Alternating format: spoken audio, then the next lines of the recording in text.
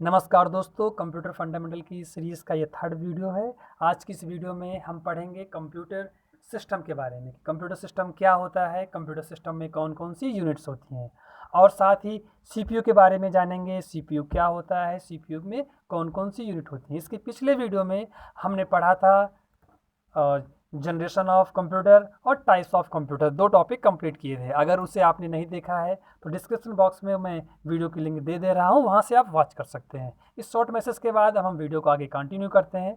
सबसे पहले हम जानते हैं बेसिक वर्किंग ऑफ कंप्यूटर। सबसे पहला जो हमारा टॉपिक होगा, सबसे पहला जो हमारा पॉइंट होगा, इस पर हम डिस्कस करेंगे basic working of computer. Computer का जो बेसिक वर्किंग है, कंप्यूटर हमारा कैसे काम करता है, ये हमें पता होना चाहिए। सबसे पहले कोई भी यूज़र या फिर हम सब इनपुट करते हैं। हमारे द्वारा सबसे पहला जो टास्क यानी कार्य परफॉर्म किया जाता है वो इनपुट करने का होता है। जब भी हम जो जो कुछ भी इनपुट करते हैं वो प्रोसेस होने के लिए प्रोसेस यूनिट के पास जाता है। तो सबसे पहला काम क्या है, इनपुट करने का। उसके बाद दूसरा काम क्या होता है, प्रोसेस करने का काम। अभी हमें और कुछ लेना देना नहीं है। और तीसरा काम क्या होता है, हमें आउटपुट दिखाई देता है। इतना तो हम समझते हैं कि प्रोसेस करने के बाद जो हमें आउटपुट दिखाई देता है वो वास्तव में हमारा रिजल्ट होता है। ओके, तो कंप्यूटर हमारा काम कैसे करता है ये आपको पता हो गया। सबसे पहले हम लोग इनपुट करेंगे, फिर इनपुट किए गए डेटा पे प्रोसेस होता है, और प्रोसेस होने के बाद हमें आउटपुट मिल जाता है। तो ये कंप्यूटर का एक वर्किंग प्रोसेस है। तो आपको याद रखना, ये साइकिल है, एक चक्र है। इस साइकिल को हम बोलते हैं आईपीओ प्रोसेस। क्या बोलेंगे, आईपीओ। आई से इनपुट, पी से प्रोसेस और ओ से आउटपुट। तो कोई पूछेगा ये आईपीओ क्या होता है, तो आईपीओ कंप्यूटर का एक बेसिक वर्किंग है, एक वर्किंग फ्लो है कि कंप्यूटर कैसे काम करता है। इनपुट होगा, प्रोसेस होगा और आउटपुट होगा। ओके, तो ये पॉइंट आपका क्लियर हो गया। अब हम आगे देखते हैं। अब आगे हमें ये देखना है कि जो हमारा कंप्यूटर है, कंप्यूटर सिस्टम जो हम पढ़ने वाले हैं, उसमें कुछ शब्दावली का हमने प्रयोग किया। सबसे पहले लिखा हुआ है कंप्यूटर ऑर्गेनाइजेशन।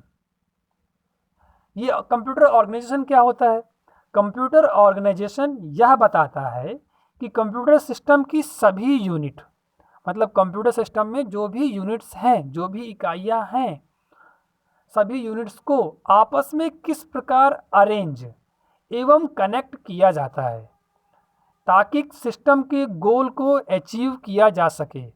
मतलब जो हमारा कंप्यूटर सिस्टम है वो कई सारी इकाइयों, कई सारी यूनिट से मिलकर बना है। एक बात तो कंफर्म हो गई कि कंप्यूटर में कई सारी यूनिट्स होती हैं, लेकिन उन यूनिट्स को कैसे अरेंज किया जाए, कैसे कनेक्ट किया जाए, how to connect one unit to another unit, इस चीज़ का जो अध्ययन किया जाता है वो कंप्यूटर ऑर्गेनाइजेशन के अंडर किया जाता है। कंफर्म कि हम अच्छे से कनेक्ट कर सकें, अच्छे से हम डेटा का फ्लो करा सकें, कि जो भी हम सिस्टम से गोल या फिर जो हम अचीव अपना टास्क या फिर अपना जो हम पर्टिकुलर फंक्शन परफॉर्म करना चाहते हैं वो अचीव हो जाए। तो किस प्रकार से कनेक्टिविटी एस्टेब्लिश होनी चाहिए, ये कहाँ डिफाइन होता है, कंप्यूटर ऑर्गेनाइजेशन में। ये आर्किटेक्चर क्या होता है, आर्किटेक्चर बहुत इजी लग रहा है क्योंकि आर्किटेक्चर का मतलब हम समझ रहे हैं ढांचा, कि जो कंप्यूटर का ढांचा है, कंप्यूटर का जो निर्माण करने वाली, कंप्यूटर का जो ढांचा है या फिर कंप्यूटर के निर्माण में जो प्रक्रिया यूज होने वाली है, जो प्रोसेस यूज होने वाला है कि कंप्यूटर कैसे बनेगा, कंप्यूटर कैसे, कंप्यूटर के अंदर कितना फंक्शन होना चाहिए, मतलब कंप्यूटर के अंदर किसी भी फंक्शन को करने की कितनी क्षमता होनी चाहिए, ये सब किसके अंदर डिफाइन होता है, आर्किटेक्चर के अंदर। इसे हम सिंपल सिंपल दो शब्दों में पढ़ें तो कंप्यूटर में बहुत सारी यूनिट्स होती हैं, एक यूनिट को दूसरी यूनिट से कैसे कनेक्ट करें, कैसे अरेंज करें, ये काम होता है ऑर्गेनाइजेशन के अंदर। अब जो कंप्यूटर के अंदर बहुत सारी यूनिट्स हैं उनका निर्माण कैसे हो, उसका ढांचा कैसे बनाया जाए कि उसके फंक्शन, उसके फंक्शनलिटी, उसकी पावर बहुत अच्छी हो, ये चीज़ें कहाँ डिफाइन होती हैं, आर्किटेक्चर में। तो आप लोगों को ये दो बातें उम्मीद करता हूँ समझ में आ गई होंगी। अब आगे बढ़ते हैं। ऊपर वाले दोनों शब्दों से हमें समझ में आया कि कंप्यूटर सिस्टम में इकाइयां होती हैं। तो वही बात हमने लिखा है कि जो कंप्यूटर सिस्टम इकाइयों का समूह होता है। कंप्यूटर सिस्टम में कई सारी यूनिट्स होती हैं, सेट ऑफ यूनिट्स होती हैं। कितनी यूनिट्स होती हैं? 4 यूनिट से हमारा कंप्यूटर सिस्टम मिलके बना होता है। अब कौन कौन सी 4 यूनिट होती हैं? सबसे पहली यूनिट इनपुट यूनिट होती है, दूसरी यूनिट आपका प्रोसेस होता है, तीसरा आपका आउटपुट होता है, चौथा आपका मेमोरी होता है। मतलब कंप्यूटर सिस्टम 4 यूनिट से मिलकर बना हुआ है और ऐसे ही आपको इसे याद रखना है। कन्फर्म? अब हम जान लेते हैं इन सारी यूनिट्स के बारे में। ओके, ये यूनिट का कंसेप्ट आया कैसे, थोड़ा सा इसके बारे में समझते हैं। हम जो पढ़ने वाले हैं वो पढ़ने वाले हैं कंप्यूटर सिस्टम के बारे में। किसके बारे में? कंप्यूटर सिस्टम के बारे में। ये क्या है? एक सिस्टम है कंप्यूटर के बारे में, पहले से ही हम लोग पढ़ चुके हैं अच्छे से 2 वीडियो में। अब हम जान रहे हैं सिस्टम शब्द आया। सिस्टम का मतलब क्या होता है? यहाँ पे सिस्टम का मतलब हुआ एक तंत्र। ये तंत्र को ऐसे रिलेट करते हैं जैसे हमारे मानव शरीर में पाचन तंत्र होता है। अब आप लोग आइडिया लगा पा रहे होंगे।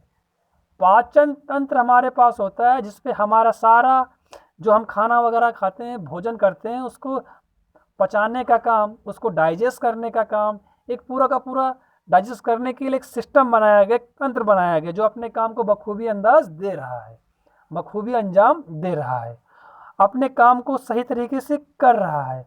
उसमें कई सारे यूनिट्स मिलकर कार्य करती हैं, लेकिन इसी से रिलेट हम समझते हैं कंप्यूटर सिस्टम। वैसे ही कंप्यूटर सिस्टम में कई सारी यूनिट्स होती हैं और अलग अलग यूनिट्स का अलग अलग काम है।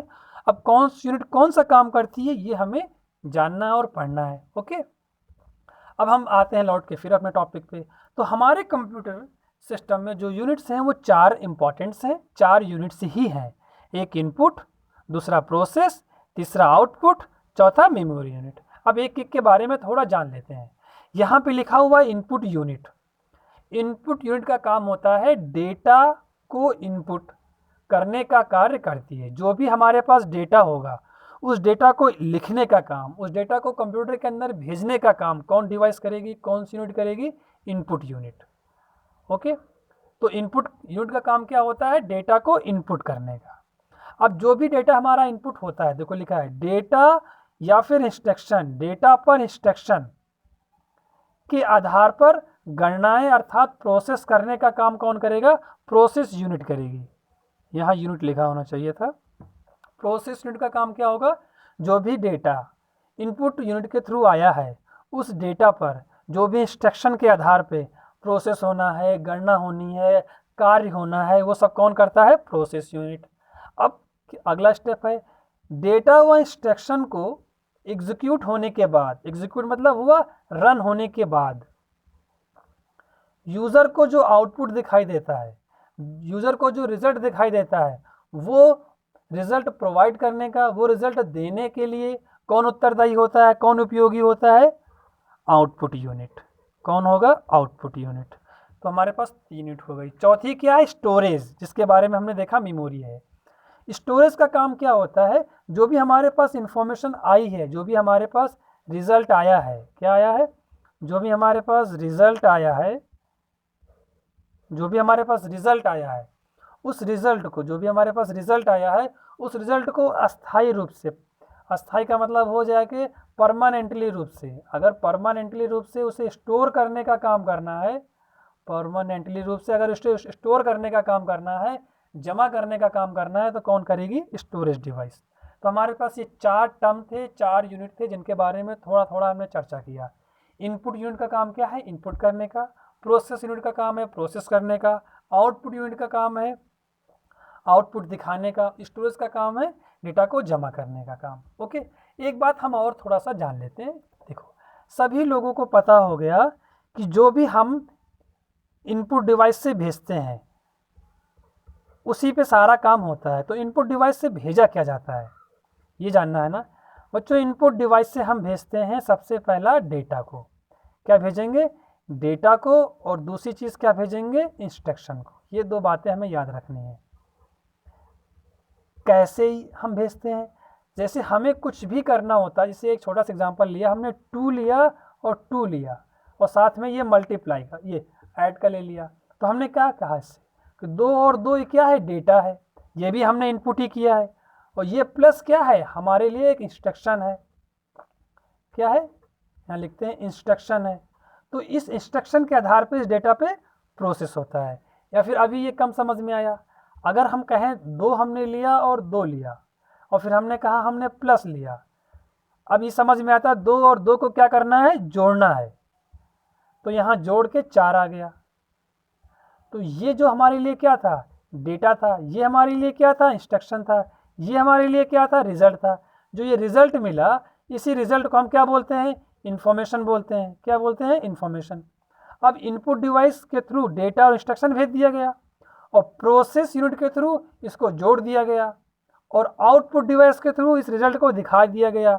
जो रिजल्ट है वो हमारे लिए इंफॉर्मेशन है और इस इंफॉर्मेशन को स्टोरेज के थ्रू जमा कर लिया गया। ओके, अब इसी सब बातों को हम यहाँ समझते हैं। देखो, अब हमने यहाँ पे एक ब्लॉक डायग्राम बना रखा है, working of computer system. Computer system हमारा काम कैसे करता है। ओके, देखो जो अभी हमने वहाँ बताया ना, अब उसको हम यहाँ पे सिस्टमैटिक ढंग से बताएंगे, समझने की कोशिश करो। सबसे पहले डायग्राम को ओवरव्यू देखते हैं। ओवरव्यू में एक बात हमें साफ साफ झलक रही है कि यहाँ 2 तरह की लाइनों का प्रयोग किया है। एक है डॉटेड लाइन, एक है सॉलिड लाइन। जो सॉलिड लाइन है वो कनेक्शन है, मतलब ये एक बड़ा सारा बॉक्स है।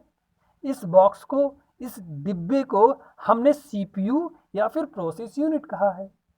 इस सीपीयू से ये देखो मैंने कनेक्ट कर रखा है इनपुट को और यहाँ से कनेक्ट कर रखा है आउटपुट को। डार्क डार्क वाली बात कर रहे हैं। और फिर इस डब्बे के अंदर भी एक यूनिट दूसरे यूनिट तीसरे यूनिट से कनेक्टेड है, मतलब जुड़ा हुआ है। और इसी सीपीयू से हम मेमोरी को भी जोड़ देते हैं, जो कि सेकेंडरी मेमोरी है, कि प्राइमरी नहीं है। प्राइमरी तो अंदर डब्बे के अंदर पैक है, सेकेंडरी मेमोरी को इसी के अंदर जोड़ देते हैं। तो जो ये डार्क डार्क है, सॉलिड सॉलिड लाइनें हैं, इससे हमारा कंप्यूटर कनेक्ट हो गया। ओके, अब अगला प्रोसेस आता है कि सबसे पहले हमें इनपुट करना है। थोड़ी देर पहले चर्चा किया, क्या इनपुट करेंगे, डेटा भेजेंगे। और दूसरी बात क्या भेजते हैं, दूसरी चीज़ हम इंस्ट्रक्शन भेजते हैं। तो ये आपको याद होना चाहिए कि कंप्यूटर के अंदर क्या भेजा जाता है, डेटा और इंस्ट्रक्शन। अब हम डेटा में क्या इनपुट कर रहे हैं, सपोज लाइक हमने 3 इनपुट किया और 4 इनपुट किया और एक प्लस का निशान इनपुट किया। तो ये डेटा कहाँ जाएगा, इनपुट डिवाइस बोलेगा भाई साहब मेरे पास कोई डेटा आया हुआ है, किससे, सीपीयू के पास जाएगा। सीपीयू के अंदर जाता है, सीपीयू के अंदर जाता है तो किसके पास जाता है, सीपीयू के अंदर सीयू के पास जाता है। सीयू का मतलब हुआ कंट्रोल यूनिट। इसको हम ऐसे समझो, हमारी आम भाषा में मैनेजर साहब हमारे ये हैं, मैनेजर। थोड़ा मैनेजर सही से लिख दूँ, ये हमारे हो गए मैनेजर। ओके, मतलब क्या हुआ, किसी ग्राहक ने कुछ भेजा तो किसके पास गया, मैनेजर साहब के पास।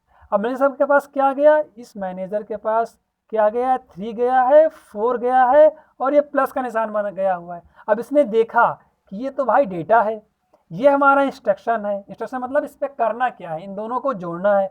अब देखेगा हमारा कौन सा एम्प्लॉय जोड़ने का काम करता है। जोड़ने का काम कौन करेगा, एएलयू करेगा। कौन करेगा, एएलयू। देखो डॉट डॉट लाइन से ये एएलयू के पास आया, कहा एक काम करो, आपके पास 3 आया है, 4 आया है और प्लस आया, इनको जोड़ डालो। ये बोलेगा यस सर, मैं जोड़ दूंगा। तो ये भाई साहब जो एएलयू हैं, कौन है, एएलयू हैं। एएलयू का काम क्या, थोड़ी देर बाद पढ़ेंगे, अभी से जानते हैं वर्बली, ऐसे डायग्राम से। एएलयू का काम ही है जोड़ने का। तो एएलयू ने क्या किया, 3 और 4 डेटा था, प्लस का था इंस्ट्रक्शन, इन दोनों को जोड़ के बना दिया 7। अब ये जो 7 रिजल्ट मिला, ये अपने बॉस को भेजेगा। इसका बॉस कौन सा है, कंट्रोल यूनिट। देखो यहाँ से आएगा और यहीं भेज देगा वापस, ऐसे कर सकते हैं, इधर से आया इधर से वापस कर दिया, तो किसके पास भेज दिया, फिर सीयू के पास भेज दिया। सीयू ने कहा ठीक, अच्छा रिजल्ट मिल गया। अब उस रिजल्ट को सीयू क्या भेजेगा, देखो ये डॉट डॉट डॉट लाइन से सीधा आउटपुट के रूप में क्या दिखा देगा, 7 दिखा देगा। अब जब डेटा हमारा ज़्यादा होता है तो सीयू कहता है मैं तो अपने पास इतना नहीं रख पाऊंगा, तो सीयू खटाक से डॉट डॉट डॉट डॉट, देखो ये डॉट डॉट लाइन से प्राइमरी के पास भेज देता है कि एक काम करो, 7 यहाँ रखे रहो और आउटपुट के रूप में दिखाते रहो। कैसे काम हुआ, फिर से समझो। इनपुट डिवाइस के थ्रू डेटा और इंस्ट्रक्शन भेजा गया खटाक से किसके पास, सीपीयू के पास। सीपीयू में कौन इस चीज़ को करेगा, सीपीयू के अंदर कंट्रोल यूनिट। मतलब डेटा इनपुट होता है, इनपुट होने के बाद सीधा वो कहाँ जाता है, कंट्रोल यूनिट के पास। कंट्रोल यूनिट मैनेजर की तरह होता है, वो देखता है कि ये काम कैसे होगा, कौन करेगा। डेटा हमारा आया, डेटा हमारा आने के बाद वो किसके पास भेज देता है, ALU के पास हरदम, क्योंकि कैलकुलेशन का काम, लॉजिक का काम, ALU का पूरा नाम होता है अरिथमेटिक लॉजिक यूनिट। अरिथमेटिक काम, लॉजिकल फंक्शन कौन परफॉर्म करता है, ALU। तो ये डेटा आया, फिर से बताता हूँ, डेटा और इंस्ट्रक्शन आता है, कहाँ जाता है, CU के पास। CU किसको भेजता है, ALU के पास। ALU उस पर प्रोसेस करता है, फिर किसको भेज देता है, कंट्रोल यूनिट के पास। कंट्रोल यूनिट कहता है किससे, मेमोरी से, कि आप इस डेटा को रखे रहो और यूजर को दिखाते रहो। मतलब क्या हुआ, कंट्रोल यूनिट उस डेटा को यहाँ पे दिखा देता है और कहता है मेमोरी से आप ये डेटा रखे रहना जब तक यूजर इसे देखता रहे। ऐसे रखा रहता है यहाँ पे और यहाँ पे दिखा करता है। कंफर्म। अब जब ये डेटा यहाँ से दिख रहा है, ये डेटा जिसने इनपुट किया उसको भी दिख रहा है। अब यहाँ से ये एक फटाक से इंस्ट्रक्शन भेजता है, क्या भेजेगा, CTRL। अगर सपोज लाइक CTRL-S भेजा, जैसे ही CTRL-S भेजा, एक कमांड किसके पास पहुंचता है, कंट्रोल यूनिट के पास। ये समझ जाता है तुरंत कि अब इसे सेव करने के लिए बोला जा रहा है, तुरंत भेजता है कमांड किसके पास, प्राइमरी मेमोरी के पास। इससे बोलता है ये डेटा खड़ाक से आप सेव कर दो। कहेगा ठीक साहब। ये डेटा किसको भेज देता है, कंट्रोल यूनिट के पास, कि ये लीजिए सर। मैनेजर कहता है ठीक, अच्छा आपने दे दिया 7, अब 7 को लेगा फटाक से, देखो ये यहाँ सेकेंडरी मेमोरी में सेव हो जाती है, अब यहाँ परमानेंटली सेव हो गया। और अब कंप्यूटर आप बंद कर दोगे, दूसरे दिन आओगे तो आपको रिजल्ट सेव किया मिलेगा। ये हमारा प्रोसेस है, तो इसी को बोलते हैं कंप्यूटर का वर्किंग प्रोसेस। फिर समझो, सबसे पहले हमने क्या किया, यहाँ पे डेटा को इनपुट किया। सबसे पहले क्या किया, डेटा को इनपुट किया। इनपुट में हमने डेटा और इंस्ट्रक्शन यहाँ पे इनपुट कर लिया। इनपुट करने के बाद डेटा कहाँ गया, कंट्रोल यूनिट के पास। याद रखना, सबसे पहले इनपुट होता है, इनपुट के बाद कहाँ जाता है, कंट्रोल यूनिट के पास। Control unit as a manager होता है, एज अ निर्देशक होता है, ठीक, पूरे के पूरे CPU का। कंट्रोल यूनिट उस डेटा को कैलकुलेशन के लिए ALU के पास भेज देता है, फिर ALU वापस कर देता है कंट्रोल यूनिट को, और कंट्रोल यूनिट ही उसको आउटपुट के पास भेज देता है और यहाँ रिजल्ट डिस्प्ले किया करता है। और कंट्रोल यूनिट चाहता है तो उस डेटा को प्राइमरी मेमोरी में भेज देता कि तुम रखे रहो, अभी हमें और भी काम करने हैं, उसी के लिए थोड़े बैठे रहेंगे। तो प्राइमरी मेमोरी के पास डेटा कौन भेजता है, कंट्रोल यूनिट। देखो डॉट डॉट लगा हुआ है, इसको हटाते हैं, डॉट डॉट को, समझ में आए। कंट्रोल यूनिट ही भेजता है प्राइमरी मेमोरी के पास कि आप डेटा रखे रहो जब तक हमारे जो आउटपुट के रूप में डिस्प्ले होता है। ये देखो ये, लेकिन याद रखना है कंट्रोल यूनिट का कनेक्शन किससे है, ALU से है। कंट्रोल यूनिट का ही कनेक्शन मेमोरी से है। कंट्रोल यूनिट का देखो मैंने दिखाया, कंट्रोल का ALU से, और कंट्रोल का ही प्राइमरी मेमोरी से, और कंट्रोल का ही सेकेंडरी मेमोरी से, कंट्रोल का ही इनपुट से, कंट्रोल का ही आउटपुट से।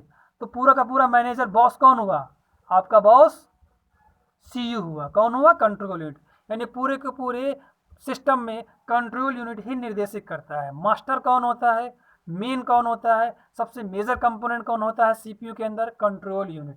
सारे यूनिट को, इनपुट को देखो, आउटपुट को, ALU को, प्राइमरी को, सेकेंडरी को, सारे को मैनेज करने का काम, सारे को कंट्रोल करने का काम, सभी को इंस्ट्रक्शन पास करने का काम, सभी को ऑर्डर पास करने का काम कौन करता है, कंट्रोल यूनिट करता है। कंफर्म। अब अगली बात है, कुछ चीज़ें मुझे और याद रखनी है। क्या ALU प्राइमरी मेमोरी को डेटा भेज सकता है, नो, क्योंकि ALU का प्राइमरी मेमोरी से कनेक्शन है, सिर्फ डेटा फ्लो का नहीं है। तो याद रखना है ALU प्राइमरी मेमोरी को डेटा नहीं भेज सकता है। ALU सिर्फ गणना करेगा, गणना करने के बाद डेटा किसको भेजेगा, CU को भेज सकता है। ALU क्या सेकेंडरी को डेटा भेज सकता है, ALU सेकेंडरी मेमोरी को भी डेटा नहीं भेज सकता है। ALU प्राइमरी को भी डेटा नहीं भेज सकता है। ALU आउटपुट को भी डायरेक्ट डेटा नहीं भेज सकता है। ALU इनपुट डिवाइस से डेटा ले भी नहीं सकता है। मतलब ALU क्या करेगा, ALU डेटा जो इनपुट हुआ है वो किससे लेगा, CU से लेगा। CU से लेगा और CU को ही देगा। कंफर्म, याद रखना है। तो हमने देखा इनपुट का काम क्या है, डेटा को इनपुट करने का। वो डेटा कहाँ जाता है, CU के पास जाता है। CU क्या होता है, मास्टर होता है, या फिर CU ही ALU और मेमोरी को कंट्रोल करता है। ओके। सेकेंडरी मेमोरी में डेटा कहाँ से आता है, कौन देता है, कंट्रोल यूनिट देता है। प्राइमरी में कौन देता है, कंट्रोल देता है। एएलयू में कौन देता है, कंट्रोल देता है। एएलयू काम करने के बाद डेटा किसको वापस लौटा देता है, कंट्रोल यूनिट को, ठीक है। और आउटपुट में डेटा जो आता है वो कहाँ से आता है, कंट्रोल यूनिट से ही आता है, ओके। क्योंकि जो रिजल्ट तैयार हुआ है उस रिजल्ट को एएलयू तैयार करता है, लेकिन किसको भेज देता है, सीयू को भेज देता है। कहता भाई साहब आपको पास मैंने रिजल्ट भेज दिया, अब आप इसे डिस्प्ले करवा दो।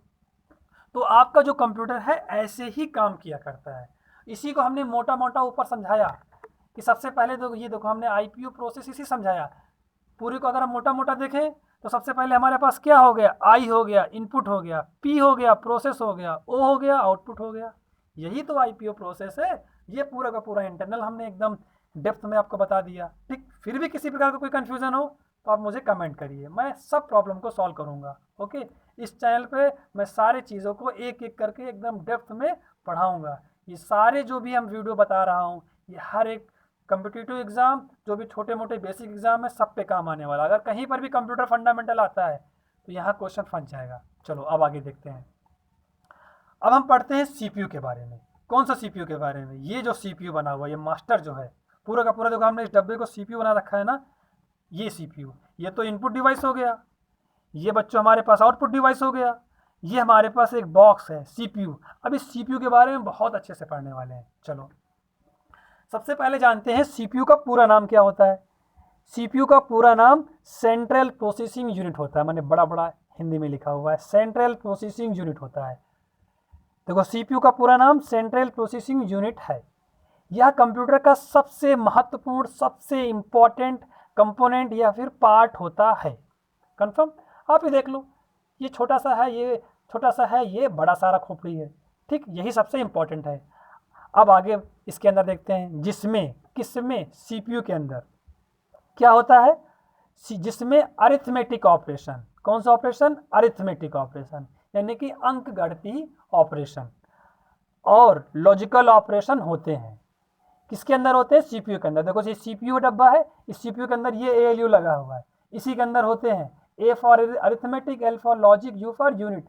लेकिन ये जो तीनों यूनिट है किसके अंदर आती हैं, सीपीयू के अंदर आती है। इसी वजह से हम कहते हैं सीपीयू के अंदर, सीपीयू के अंदर क्या होगा, अरिथमेटिक होगा और लॉजिकल ऑपरेशन होते हैं, तथा निर्देश या प्रोग्राम को एग्जीक्यूट करना होता है। किसका काम करना होता है, इसी सीपीयू का। सीपीयू कंप्यूटर के संपूर्ण ऑपरेशन को कंट्रोल करता है। मतलब सीपीयू ही कंप्यूटर के अंदर क्या होना है, क्या नहीं होना है, कंट्रोल करता है। सीपीयू को कंप्यूटर का मस्तिष्क, ब्रेन कहा जाता है। कंफर्म। इसे माइक्रो प्रोसेसर और प्रोसेसर के नाम से भी जाना जाता है। किसे, इसी सीपीयू को। जो सीपीयू होता है, इसी सीपीयू को टेक्निकली, जो टेक्निकली शब्द है वो माइक्रो प्रोसेसर है, और इसे ही आम भाषा में प्रोसेसर कह देते हैं। प्रोसेसर की जब बात कर रहे होंगे, माइक्रो प्रोसेसर की बात कर रहे होंगे, सीपीयू की बात कर रहे होंगे, एक ही है, ओके। बस सीपीयू जो शब्दावली है वो आजकल हम लोग बड़े सारे बॉक्स के लिए, जो बड़ा सारा ये हमारा बॉक्स है, ये बड़ा सारा जो हमारा डब्बा है, इसके लिए प्रयोग करने लगे हैं, ठीक है, कि सीपीयू ले आओ। कन्फर्म। तो आपको जान लेना है कि ये हमारा जो प्रोसेसर होता है उसी को माइक्रो प्रोसेसर कहते हैं, ठीक है। सीपीयू जो चिप है वो आमतौर पर एक वर्गाकार या आयताकार के आकार की होती है। देखो हमने डायग्राम बना रखा है, ये इसी को बोलते हैं प्रोसेसर, क्योंकि प्रोसेसर को ही हम सीपीयू कहते हैं। जैसे हमारा क्या कहते हैं, बायोलॉजी में हमारा मस्तिष्क कहते हैं, लेकिन ये तो पूरी खोपड़ी है, पूरी खोपड़ी को थोड़े ब्रेन कहते हैं। ब्रेन तो हमारा राइट साइड में होता है ना, वैसे ही कंप्यूटर के अंदर है, पूरा का पूरा डब्बा होता है, पूरा का पूरा बॉक्स होता है, उसे थोड़े हम कहेंगे सीपीयू। उसके अंदर तो ये सीपीयू होता है। कंफर्म। और इसी सीपीयू को टेक्निकली क्या बोलेंगे, प्रोसेसर बोलेंगे। और अधिक टेक्निकली बनना चाहते हो तो माइक्रो प्रोसेसर कहेंगे। कौन सा प्रोसेसर, माइक्रो प्रोसेसर। इसको इरेज करता हूँ। चलिए, तो आपने देख लिया ना कि सीपीयू जो चिप होती है आमतौर पर एक ये वर्गाकार है या आयत के आकार की होती है, जिसमें चिप को मदरबोर्ड से ठीक से रखने में मदद करने के लिए एक नोकदार कोना होता है। ये जो चिप है इसको मदरबोर्ड पर, अगर हमें ये मदरबोर्ड बना हुआ है, इस पर ठीक से रखेंगे, ये नोकदार कोने बने होते हैं। क्या बने होते हैं, ये देखो कोने बने होते हैं। नोकदार कोना होता है जिसमें सीपीयू सॉकेट फिक्स होता है। इस पूरे के पूरे जो सीपीयू होता है, सीपीयू को ये देखो, ये मदरबोर्ड है, इस मदरबोर्ड में देखो यहाँ पे उठा के ऐसे रख दिया जाता है, इसी कोने से आराम से फेस कर दिया जाता है, या कहीं कहीं पे ये एक प्रकार का ऐसे बॉक्स बना होता है और साइड में एक लीवर लगा होता है, स्टैंड लगा होता है, इस सीपीयू के इसके ऊपर रखते हैं और इसी के ऊपर से लीवर से फिट कर देते हैं तो ये लॉक हो जाता है। कंफर्म। अब जैसे ये रखा हुआ है, इस प्रकार से अगर बना है तो ये 4 होल बने हुए हैं ना, इसको उठा के इसी के ऊपर रख देंगे, उसके बाद लीवर चढ़ा देंगे, ये लॉक हो जाएगा। कंफर्म। तो ये पूरा का पूरा सिस्टम है। आपने देखिए सीपीयू क्या होता है, सीपीयू के फंक्शन देखा कि ये अरिथमेटिक करेगा, लॉजिकल परफॉर्म करेगा, सीपीयू को कहते क्या क्या है, सीपीयू का डायग्राम क्या होता है, सीपीयू को कहाँ पे उठा के इनबिल्ड करते हैं। अब आगे बढ़ते हैं, अब आगे देखते हैं जो सीपीयू का मुख्य कार्य क्या है। टेक्निकली लैंग्वेज में सीपीयू का मेन काम क्या है, डेटा को फेच करना, डेटा को डिकोड करना, डेटा को एग्जीक्यूट करना और राइट बैक करना। ये थोड़ा अटपटे लग रहे हैं ना, लेकिन समझते हैं, ऐसे ही टेक्निकल टर्म तो पेपर में पूछे जाते हैं। देखते हैं डेटा फेच करना क्या होता है। मेमोरी से डेटा को कंप्यूटर में लाना। कोई बोलेगा what is a fetching, what is a data fetch क्या होता है। आप बताओगे सर मेमोरी से, कौन सी मेमोरी से, मेन मेमोरी से डेटा को कंप्यूटर में लाना। मेन मेमोरी शब्दावली यूज कर रहे हैं हम प्राइमरी के लिए, कह सकते हैं प्राइमरी मेमोरी को हम लोग बोलते हैं मेन मेमोरी। प्राइमरी मेमोरी से डेटा को कंप्यूटर में लाना क्या कहलाता है, डेटा को फेच करना कहलाता है। कंफर्म।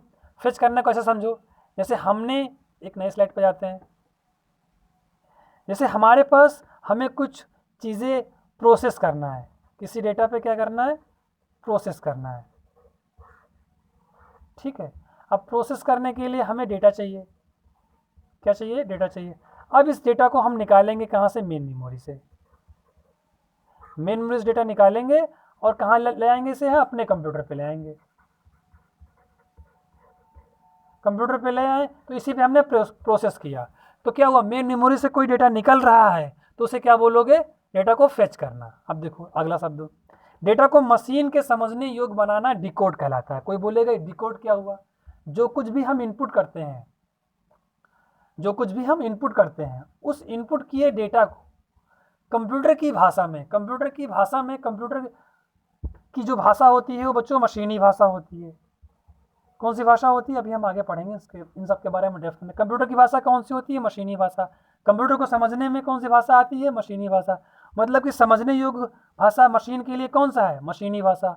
तो जो डेटा होगा, डेटा को मशीन के समझने योग्य अगर हमें बनाना है, मतलब कि उसे डिकोड करना है मशीनी लैंग्वेज में, तो उसे बोलते हैं डिकोड करना। या फिर जो भी हमने इनपुट किया है उस भाषा को मशीनी भाषा में कन्वर्ट करना है ताकि कंप्यूटर अच्छे से समझ सके, तो ये कन्वर्ट करने के प्रोसेस को क्या बोलेंगे, डिकोड करना। कोई बोलेगा ये डिकोड करना क्या होता है, तो आप बताओगे कि जो कुछ भी डेटा यूज़र के थ्रू इनपुट किया जाता है, मतलब जो भी डेटा यूज़र के थ्रू इनपुट किया जाता है उस डेटा को कंप्यूटर के समझने योग्य अगर हम बनाना चाहते हैं तो उस बनाने के लिए जो प्रक्रिया की जाती है उसी को बोलते हैं डिकोड करना। ओके। एक होता है एग्जीक्यूट करना, एग्जीक्यूट करने का मतलब होता है रन करना, किसी भी प्रोग्राम को चला देना। ये टेक्निकली शब्द है, कहीं एग्जीक्यूट आएगा कहीं रन आएगा, तो रन करना मतलब एग्जीक्यूट करना। एक होता है डेटा को मेमोरी में सेव करना।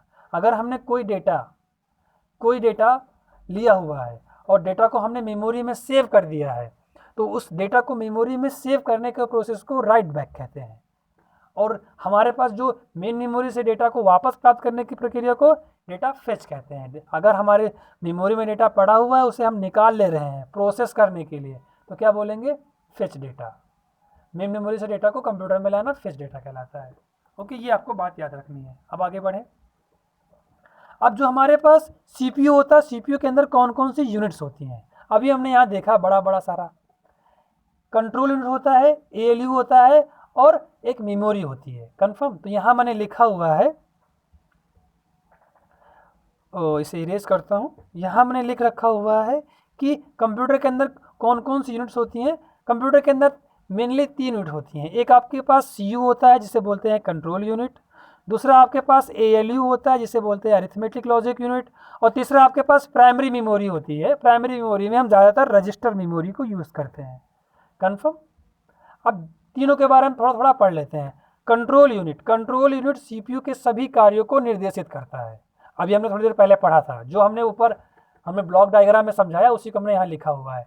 कंट्रोल यूनिट सीपीयू के सभी कार्यों को निर्देशित करता है, मतलब मैनेजर होता है, डायरेक्टेड करता है कि उन्हें कौन सा कार्य कब और कैसे करना है।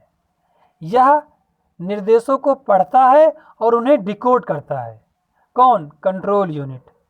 क्योंकि इनपुट यूनिट के थ्रू जो भी डेटा आता है उस डेटा को पढ़ेगा, समझेगा, तभी तो दूसरी यूनिट से काम कराएगा, क्योंकि ये भी एक मशीन है और जो दूसरी यूनिट है वो भी एक मशीन है, और मशीन के समझने योग्य डेटा बनाने के प्रक्रिया को डिकोड कहते हैं। इसी वजह से डिकोड शब्द हमने पहले ही पढ़ लिया। ओके, तो आएगा जो भी डेटा होता है, निर्देशों को पढ़ने का काम कौन करेगा? Control unit. उन्हें डिकोड करने का काम कौन करेगा? Control unit. और उसी डेटा को लेके दूसरे लोगों से, दूसरी यूनिट से काम कराने का कौन काम करेगा? Control unit. यह पूरे कंप्यूटर सिस्टम में डेटा प्रवाह को नियंत्रित करता है और सुनिश्चित करता है कि किसी की सही भाग सही समय पर कार्य कर रहा है या नहीं कर रहा है, मतलब सही यूनिट, सही पार्ट सही तरीके से काम कर रही है या फिर नहीं कर रही, डेटा हमारा सही तरीके से जा रहा है या फिर नहीं जा रहा है। अब कंट्रोल यूनिट के कई सारे फंक्शन हैं, जैसे प्रमुख फंक्शन कौन से हैं? ये डेटा को इनपुट जो हुआ है उसे स्वीकार करता है, मतलब डेटा जो इनपुट किया हुआ डेटा आता है वो कहाँ आता है? कंट्रोल यूनिट के पास। मतलब कि डेटा को एक्सेप्ट करने का काम जो इनपुट हुआ है उसे कौन करेगा? Control unit. यह डेटा और इंस्ट्रक्शन को संग्रहित करता है, जो डेटा आएगा, जो इंस्ट्रक्शन आएगा अपने पास रखेगा या फिर किसी दूसरे से बोलेगा रखो, ये काम कौन करेगा? Control unit. यह निर्देश के अनुसार डेटा प्रोसेस करता है, जो हमारे पास डेटा आया है उसको जब ये रखता है तो यही डिसाइड करता है कि कौन सा प्रोसेस होना चाहिए, फिर उस हिसाब से ये लोगों से प्रोसेस करवाता है। यह कंप्यूटर के अंदर सभी कार्यों को निर्देशित करता है। जब मैनेजर है तो सारे लोगों को मैनेज करने का, सारे इसके एम्प्लॉय को मैनेज करने का काम यही करेगा। यह आउटपुट के रूप में परिणाम भी देता है, जो भी हमारे पास रिजल्ट आ गया है उसको कौन भेजेगा? सीयू भेजेगा। अब आपको समझ में आ रहा होगा कि डायग्राम में जो समझाया वह यहाँ लिखा हुआ है। एएलयू क्या करता है? एएलयू का भी मैंने बताया कि एएलयू का पूरा नाम अरिथमेटिक लॉजिक यूनिट होता है। ये अरिथमेटिक, अंकगणितीय और लॉजिकल तार्किक कार्यों को संपन्न करता है, जैसे जोड़ना हुआ, घटाना हुआ, गुणा करना हुआ, भाग करना हुआ, ये हमारा अरिथमेटिक फंक्शन हो गए। कन्फर्म। लॉजिकल फंक्शन में हम एंड, और, नॉट, या फिर दूसरी भाषा में less than, greater than, less than equal to, greater than equal to, या फिर इक्वल, ये सारे जो फंक्शन हैं लॉजिकल के, या फिर जो ये सारे फंक्शन हैं अरिथमेटिक के, कौन करेगा? एएलयू करेगा। यही थोड़ी देर पहले हमने डायग्राम में सीखा, समझा। अब आगे देखते हैं मेमोरी के बारे में।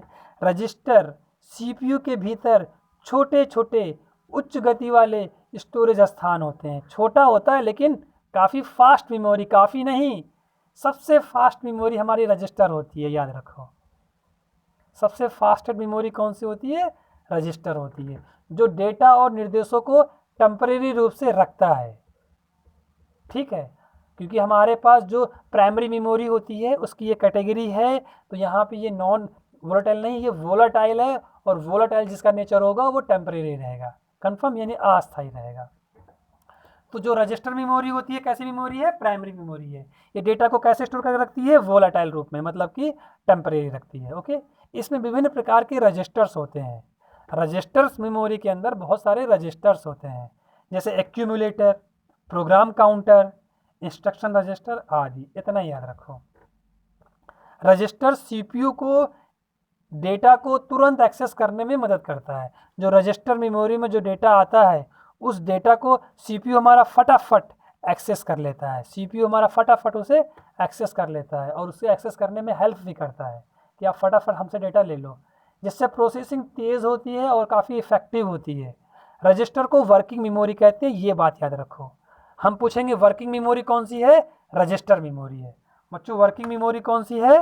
रजिस्टर मेमोरी है, ये आप याद रखना है। देखो ये एक पॉइंट निकल आया ना, वर्किंग मेमोरी कौन सी है? रजिस्टर है। कुछ महत्वपूर्ण बिंदु हैं।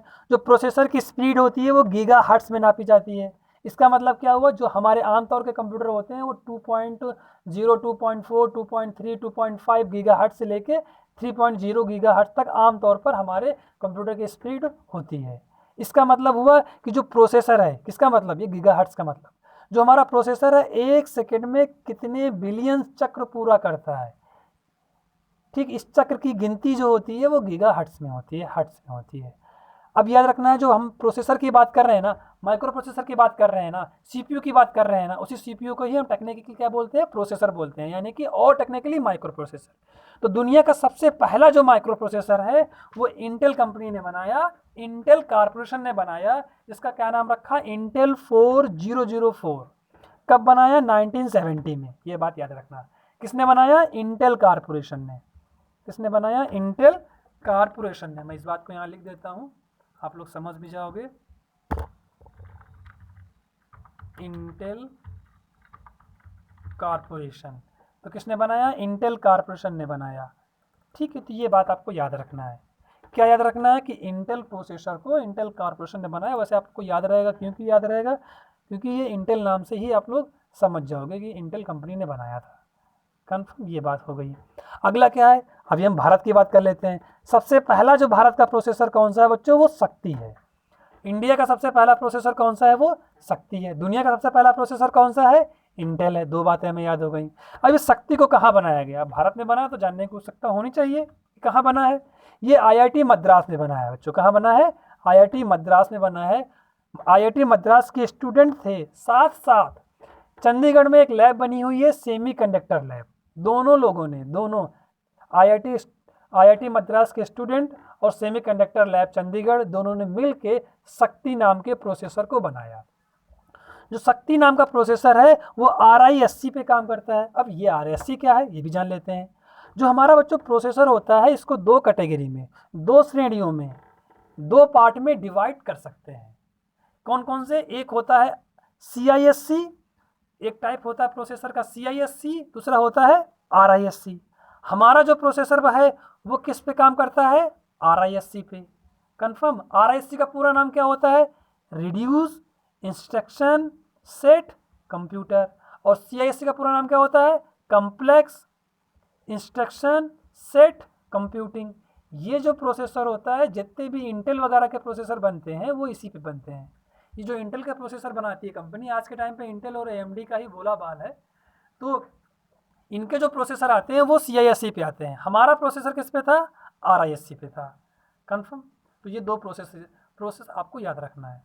कौन कौन से, एक RISC, एक CISC। ये क्या है, प्रोसेसर के टाइप है, प्रोसेसर की श्रेणी है, दो श्रेणी होती है। एक बात और आपको याद रखनी है, भारत का जो पहला आर्टिफिशियल इंटेलिजेंस आधारित कंप्यूटर IIT जोधपुर में स्थापित किया गया। अभी आर्टिफिशियल इंटेलिजेंस का बहुत ज़्यादा स्कोप है, तो सबसे पहला AI युक्त जो हमारा कंप्यूटर लगाया गया है बच्चों, वो कहाँ लगाया गया है, IIT जोधपुर में लगाया गया है। कंफर्म, आज का टॉपिक, आज का सिनारियो हमारा यहीं तक पूरा होता हुआ। ये जो हम PDF है, इस PDF को हम इस वीडियो के डिस्क्रिप्शन बॉक्स में मैं इसे लिंक दे दे रहा हूँ। वहाँ से आप इसे डाउनलोड करके ये जितना चीज़ें लिखी हुई है ये सब आपने एक फेयर कॉपी में नोट कर लो। मैं टोटल O लेवल के M1 सिलेबस को कवर कराऊंगा। ECC, BCC, CCC के जो बच्चे कोर्स करते हैं उनके सारे टॉपिक इसमें कवर होंगे। ओके, आज की वीडियो को हम यहीं पे कंप्लीट करते हैं। थैंक्स।